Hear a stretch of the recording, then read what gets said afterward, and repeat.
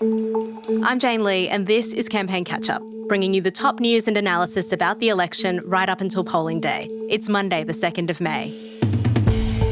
Today, political editor Katharine Murphy joins me from the hustings to discuss the Labor Party's campaign launch in Western Australia.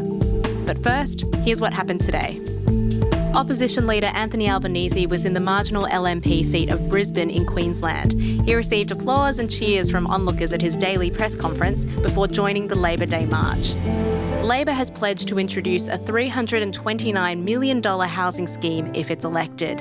Under it, a Labor government would pay for up to 40% of the price of a new home and take an equity stake in the property. Albanese hit back at criticism that this could drive house prices up even further. Our housing policy is good policy. How do we know that? Because we know that it works. In Western Australia, they've had a very similar plan now for 30 years. What it's done is enable people to get into housing who wouldn't otherwise get there. And it's also produced a return to the government. Prime Minister Scott Morrison was in Sydney in the marginal Labor seat of Parramatta. Morrison visited an Eid prayer event where a woman reportedly asked him to help her get her family out of Afghanistan, where she says they're under threat from the Taliban. We are bringing thousands and thousands of people from Afghanistan, 16,500 we'll be bringing, and we will do everything we can. The PM then headed to Geelong in Victoria. Morrison promised a coalition government would increase the income threshold for the seniors' health card, extending concessions for healthcare and medication to 50,000 more seniors this year. That's a promise that Labor says it will match if elected. He defended the government's economic record. Could you imagine how much harder it would be to pay a mortgage if we hadn't had JobKeeper and 700,000 people were out of job, or we didn't do the cash flow boost, which would have seen small businesses collapsing all around the country, or the support we're providing to first home owners to get in and own that home in the first place? And he insisted that he wasn't interested in the politics of a possible interest rate rise tomorrow when the Reserve Bank is scheduled to meet. Campaigning Prime Minister as the superior economic manager. A voter's really supposed to believe now that you're going to separate yourself from what happens tomorrow and claim you don't have any responsibility for the conditions that have led here. Well, I think I've set out the position pretty clearly about what the macroeconomic environment is that is impacting on rates in Australia. I think I've been pretty clear. I also didn't claim credit for interest rates going from 1.5% to 0.1%. Greens leader Adam Bandt was in Hobart, where he promised to push for a ban on offshore gas exploration in the Bass Strait if the Greens hold the balance of power after the election. The Greens also pledged to legalise cannabis, arguing that a regulated industry could raise $4.4 billion for schools, hospitals and climate action. And Labor was ahead of the coalition in two key polls released as the second half of the campaign begins. Newspoll, published in the Australian newspaper, saw Labor lead on a two-party preferred basis 53 to 47%. And the Resolve poll, published in The Age and the Sydney Morning Herald, had Labor leading 54 to 46%. Coming up, political editor Katharine Murphy is here to discuss how the Labor Party is pitching itself to voters in the second half of the campaign. Hi, Murph. Hi, Jane. How's sunny Brisbane?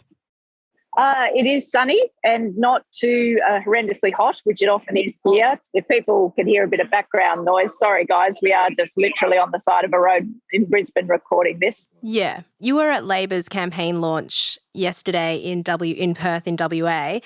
First of all, maybe we should cover off why there's a campaign launch for Labor 3 weeks into the election campaign. Yeah, it's a funny tradition, isn't it, Jane, to sort of launch a campaign basically at the midpoint of the campaign. And actually, in terms of this tradition, that's actually a bit early. Often the campaigns don't officially launch until the final weeks because once the campaigns sort of tick over into their formal launch mode, I think some of the entitlements shift. I think the parties have to pick up more of their own costs.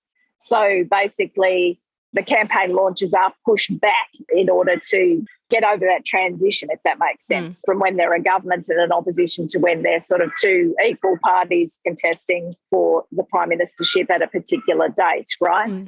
So, Labor chose to launch the campaign a little bit early, which is interesting. We still don't know when the coalition will officially launch its campaign, possibly this weekend, or there is a debate on Sunday night. So it might be very late in the campaign that the Liberal Party chooses to launch. Obviously, Labor's campaign launch was in Perth, and Albanese made a big point to say this is the first time a campaign has been launched in the West ever. How important is WA to Labor's fortunes, particularly given the popularity of Premier Mark McGowan right now? Now, Labor chose Western Australia as the destination for the campaign launch because it is the bedrock of Labor's pathway to victory. Labor hopes to pick up, hopefully 2 seats in the state. Strategists hope 3 is an outside chance. And obviously, if that were the case, that puts Labor in a strong position as the sort of result flows from west to east, if that makes sense. It sort of makes it creates a credible set of circumstances where Labor could win government in its own right. You know, I suppose apart from expenses, it doesn't help to have a bit of an excuse for political theatre a few weeks out from people actually voting. Can you describe what it was like being at the launch? What was all of that theatrics like for you watching up close? Yeah, they always sort of pull on a bit of razzle-dazzle in the launches. We were in a very large football stadium. I think there were some good warm-up acts. Jason Clare is becoming some sort of tearaway sensation on the campaign trail, which is sort of a development none of us saw coming. Mark McGowan, the Labor Premier in Western Australia, played a starring cameo. He anointed Anthony Albanese as the next Prime Minister of Australia, talked about their shared attributes, shared COVID infections, shared poodles. I confess, I hadn't, because I obviously see Mark McGowan from a fair distance, I hadn't realised the man has a sense of humour, but it would appear he does. And he was throwing down the gags on the stage in Perth on Sunday. Penny Wong, who's one of the strongest brands Labor has politically, obviously introduced her friend, Anthony Albanese. They do have a 30-year friendship, and it was quite an emotional handover from Penny Wong to Anthony Albanese to make his speech. And look, Anthony Albanese is not the world's, greatest orator. He's certainly no Barack Obama, is he? I mean, he doesn't have the beautiful velvety intonation. He doesn't have that X factor. But I think the way he spoke and the way he framed his own leadership, I think he wanted to model a type of leadership that was sort of less by brute force and more by listening and persuasion. Anthony Albanese is an interesting character because he just sort of, I think, tries to impart the fact that he's a decent person who would like the country to be in a better place than it is at the present time. Now, Labor announced a number of key policies yesterday that it's going to be spruiking from now until election day, ranging from electric cars and medicine to manufacturing and housing. Yep. What would you say was the strongest one? Oh, I think the housing policy was designed to be the centrepiece of the official campaign launch on Sunday. This is this 300-odd million program where the government would take an equity stake in homes for low and middle income earners to basically get people out of renting and hopefully into some version of home ownership. I think that was the critical policy. Bear in mind, Jane, the sort of campaign timetable. Pre-poll voting starts early next week. Labor, I think, wanted to have that housing policy out before the Reserve Bank raises interest rates, if that is in fact what happens, and before the opening of pre-poll voting. I think if we look at who the target audience was for Albanese's campaign launch speech, was certainly families on ordinary incomes. I think there was a big pitch there for women, and the polls tell us that there's a gender gap in voter approval of the two leaders. Women are far more likely to approve of Scott Morrison than they are of Anthony Albanese, and I think the Labor leader really spent a chunk of Sunday talking to women and also to Labor's traditional blue-collar base. There's a lot of rhetoric about making things in Australia, revving up sort of sovereign capability and manufacturing in this country. Those are resonant messages because both of the leaders, Anthony Albanese and Scott Morrison, are talking about them in their regular stump speech now out on the hustings. Obviously Anthony Albanese spent a lot of time over the last 12 months sort of chipping away at Scott Morrison's character, of setting up an election which is a referendum on Morrison, his character and his performance.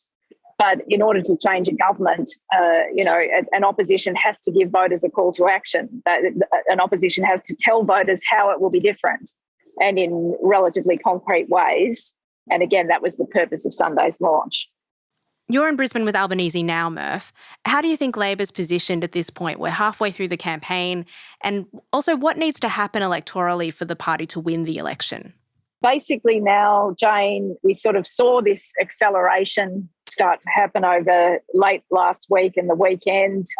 It will be a sprint to the finish. I think in this May Day event we've just been in Brisbane, Anthony Albanese told, the sort of big crowd of unionists that were there sort of rallying for him, 19 days to go, I think he said. He told them that he needed Brisbane, which is where we are right now, to bring this contest home for Labor. And the reason he said that is that Labor could easily lose this election in Queensland. Courtesy of the 2019 election, the coalition has large electoral buffers in this state. It is possible that Labor could pick up not one seat, even with a substantial national swing against the government. So Anthony Albanese made a very sharp pitch to people in Brisbane. We need you to bring this home for us. And I think that's probably, a pretty sort of specific diagnostic about where Labor has to pick up ground. We obviously know Scott Morrison is an incredibly disciplined and relentless campaigner. Liberal and National MPs suggest to me that the government's sort of political fortunes are holding up reasonably well in Queensland, particularly in the regions and outer suburbs. So that's the kind of the magic line, I guess, if Albanese can force a swing beyond the magic line, which is basically the border of Queensland. That's a big open question, I think, of the final weeks of the campaign. Thanks so much for your time, Murph. It's my pleasure, Jane. I better get back on the bus. You can hear it revving here beside us. Better run. All right, see you later. That's your campaign catch-up for today. For more political analysis, don't forget to subscribe to Katharine Murphy's podcast, Australian Politics. Our politics team will be on that show answering your questions about the election every Saturday during the campaign. Just search for Australian Politics wherever you're listening to this podcast. This episode was produced by Alison Chan and me, Jane Lee. The executive producers are Miles Martignoni and Gabrielle Jackson. Thanks for listening. See you tomorrow.